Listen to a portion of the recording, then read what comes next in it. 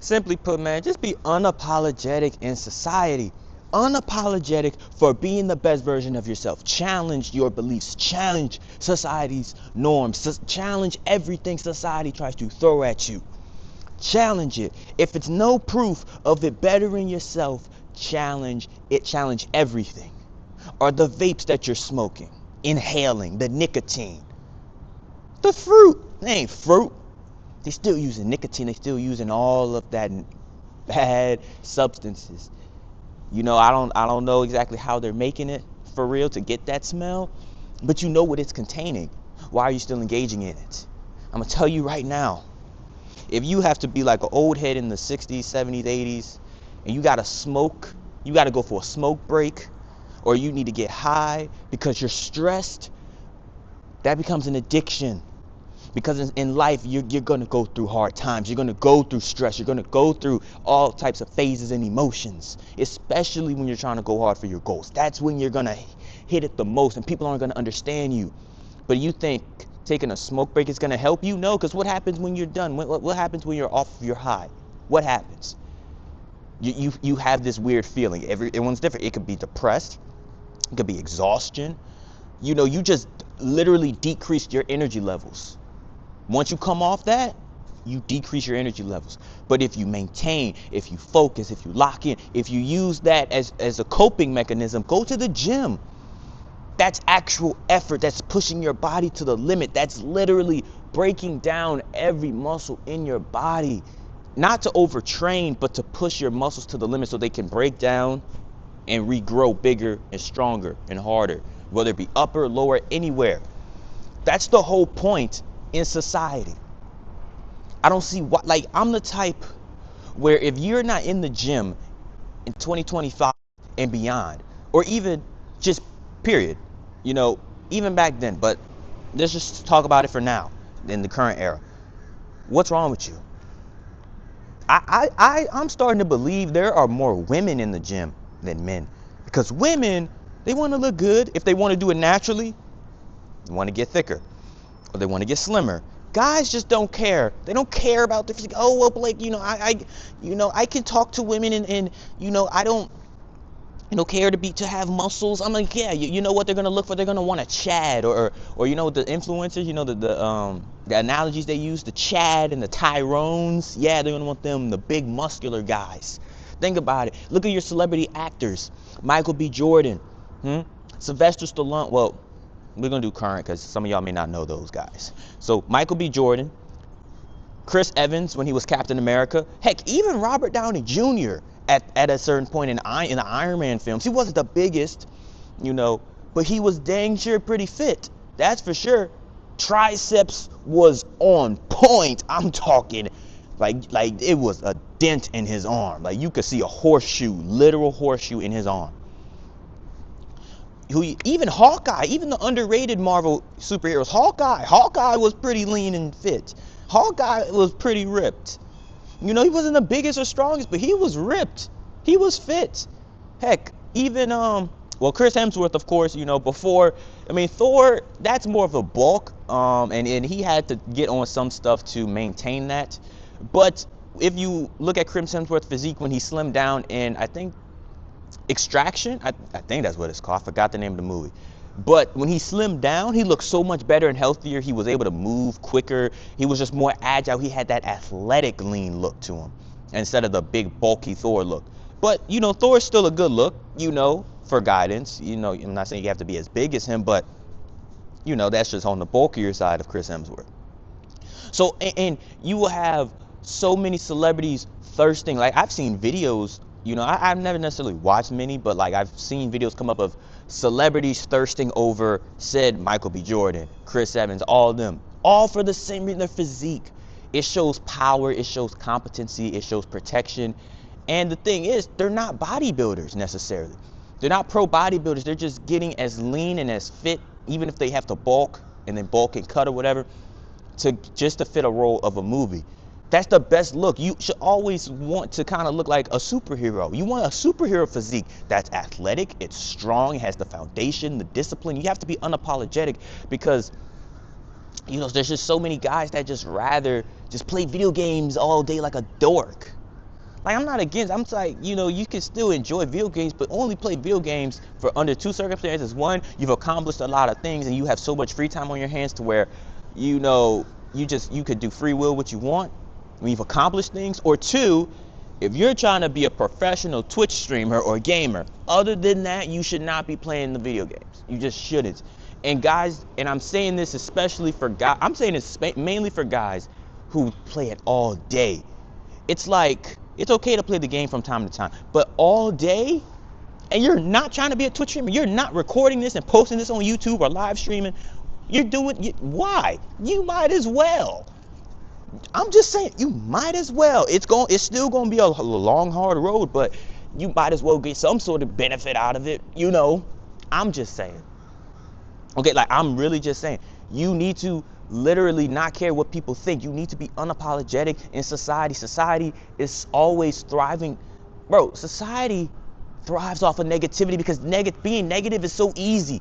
People want easy things. People want easy access. They don't want to go through hardships and hard times. So they rather hate for no reason. You know why?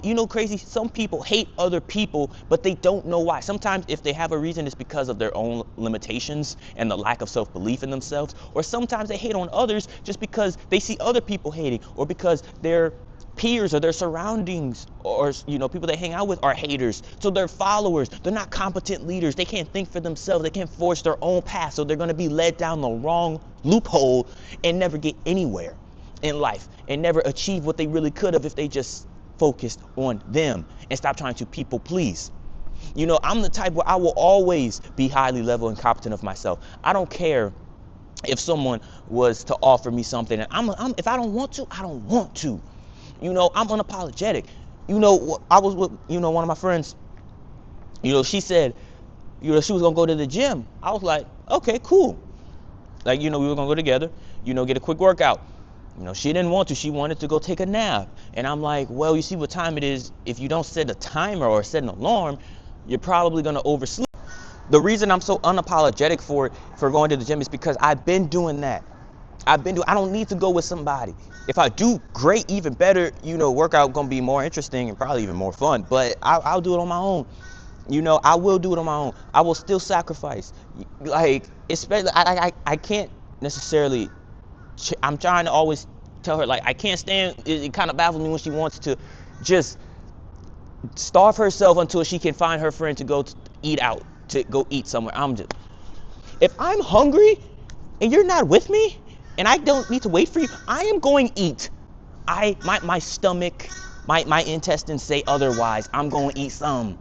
Like, even if it was my girlfriend and she's like, hey, we'll eat at this time. We can't eat at this time. We'll eat a little later. If I'm hungry in that moment, I'm going to eat in that moment.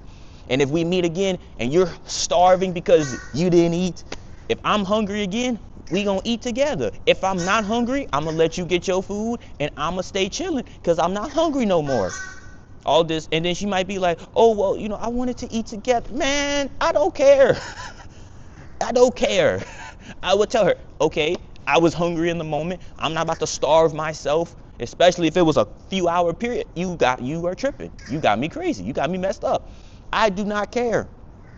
And the girl will only feel that type of way in the moment. She might get in her feelings a little bit, but she gonna move past it. She gonna move on and realize how senseless it was, or she was just going through something, or whatever the case is. But she can still at least respect me when when that phase overpasses. She can respect me because I'm not just gonna give in like that. No, if I'm hungry, I'm hungry. If you're not going to the gym, say less. I'm gonna still go to the gym. If I got time, I'm going to the gym. I'm gonna make time. I don't care. I just don't. Simple things like that. People don't want to step on each other. You're not stepping on anyone's toes. You're just putting your foot down, letting them know. Because if you're not unapologetic, if you're too nice and everything, people are going to use and manipulate you, men and women. Women will obviously manipulate you more because they can be very seductive just through their looks. And a lot of guys get hooked on the looks that they can't even see their true intentions, a woman's true intentions with them, because they just so are blinded by looks. And it's baffling. Like, stop thinking with the lower head and think with this head. That head's always gonna go around and go crazy, but this head is what you need to see. Continue the conversation. Talk to them. Really get to know them. It's just all through conversation you can figure out, you can have an idea of how someone is just through conversation.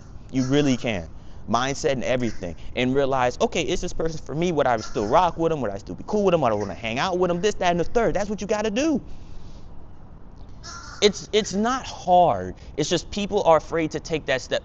I feel like that's already a risk in itself, because you will get backlash because it's not normalized. If this was normalized in society, this would be encouraged. This would be, proud upon. That it's just society thrives off of negativity, like I said, because it's easy. And I just feel I feel like that's the only reason I could think of. It's just easier to hate than to praise, because it's easy. Everybody wants something that's easy. They don't want something that's harder. That's why when you do something that's harder or uncommon or unknown, but you get a lot of benefit out of it, people will hate, but you will understand the value of it.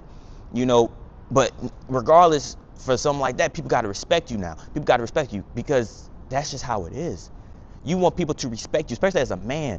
But first and foremost, I am all about having high competent men respect me first before a woman. Like, women will respect a man if other high value men respect you. Straight up. So I'm always focused on getting around, men who want more out of life, because there are too many men who don't want much out of life. Women are graduating more from high school and college than men, especially college. More women, like, you could say more women may be enrolled, but even if they're not, they're still going to graduate at a higher percent. Women are more, on average, more goal-oriented than men. Men are more complacent and lazy, even though women are supposed to be the, more complacent ones statistically, but really it's been the guys, because of lack of effort, a lack of ambition, a lack of goals, a lack of purpose. That's why. So you need to find your mission, your purpose, your calling in life, and once you find that, you can elevate to the best of the best. And other men can respect you, and especially women. That's how you get the attraction. You focus on you, so the focus is on you, and you also kind of choose who chooses you, essentially, But you just do that, be unapologetic, tell people the truth. We live in such a fake society. If you tell the truth, people act surprised or they act stunned, because everyone is just, fake. That if you keep it real, they'll really get offended. Because back then, being real was the real deal. It being real and honest was encouraged. It was pretty much taught most of the time. Now people are so fake that it's just normalized that you have to be fake. You have to be, a double-sided, or a one-sided, or double-faced, two-faced type of person. It's ridiculous. It's redundant. It's annoying, and that's just lame. Lame for real. All right, just lame all the way. But that's the end of this video. I hope y'all enjoyed it. Comment, like, subscribe, comment any other future videos you may want to see, recommended, things on your mind, current society norms, how to go against it, how to challenge your own thoughts and beliefs. If this resonated with you, save it, share it. Share this with someone who really needs to hear this. If it's really bothered them, if they're too nice, if they're always apologizing to people and they ain't even do nothing, or they getting backlash for something that's not even a bad thing, share this video with them, because they need to hear it. They need to hear it from my side. And until next time, I'm going to see you on the next one.